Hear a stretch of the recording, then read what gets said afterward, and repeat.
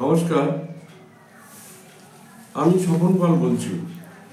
আজ আমি হস্তকরতলে বিভিন্ন স্থান থেকে রবিরেখার উত্থান এবং তার কি ফলাফল প্রদান করে সেই বিষয়ে আলোচনা করতে চলেছি।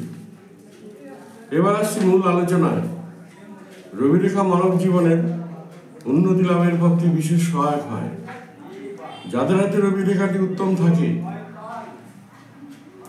সে ব্যক্তি উদ্যমী হয় এবং সে ব্যক্তি জীবনে অসাধারণ সাফল্য অর্জন করে। অর্থাৎ কাটাকুটি ছিন্ন ভিন্ন না থাকলে রবিরেখাটি যত দীর্ঘ হবে, জাতকের মধ্যে রবির ভাবগত গুণাবলী তত বেশি বিকাশ লাভ করবে। রবিরেখাটা যদি এটা হচ্ছে মণিবন্ধ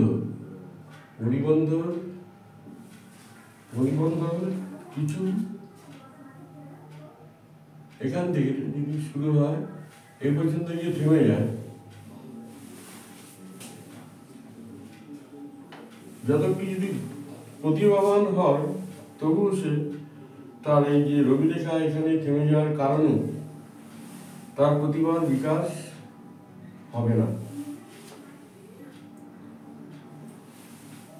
আবার রবিরেখাটি যদি হাতের মধ্যভাগ থেকে এখান থেকে যদি শুরু হয় এখানে গিয়ে থেমে যায়,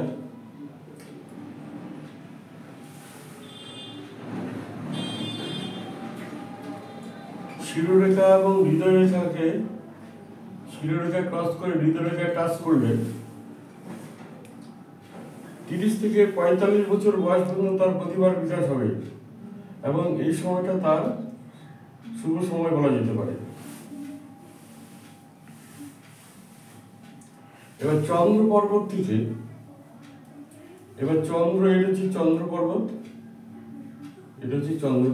এখান থেকে যদি রবিরেখা সোজা উঠে গিয়ে একদম রবি পর্বতে চলে যায়,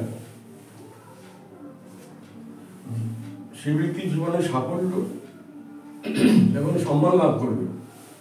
সেই ব্যক্তি শিল্পী হলে, যদি সে ব্যক্তি শিল্পী হয়, লক্ষ লক্ষ মানুষের মনের মণিকটায় তার নাম গাথা থাকবে। সে ব্যক্তি বিশেষ প্রতিভার অধিকারী হবে।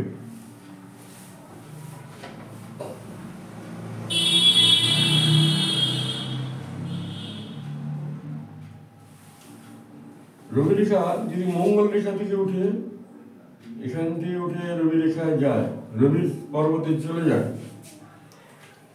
জাতক জীবনে প্রচন্ড সংগ্রাম করবে এবং দুঃখ দারিদ্র্যের মধ্যে যুদ্ধ করে জীবনে সাফল্য অর্জন করতে পারবে। এই যে রেখাটা মঙ্গল থেকে উঠে গিয়ে রবি পর্বতে যদি যায়,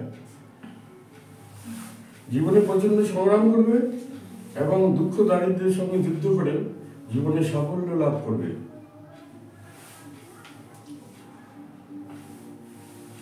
যদি রবিরেখাটা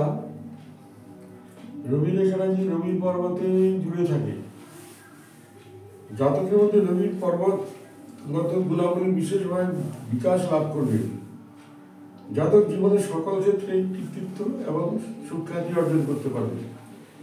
এটা হচ্ছে রবিরেখা যদি রবি ক্ষেত্রেই থাকে, রবি যে গুণাবলী সে তার ভিতরে প্রকাশ পাবে। জাতক জীবনে সব ক্ষেত্রে কৃতিত্ব এবং সুনাম অর্জন করতে পারবে।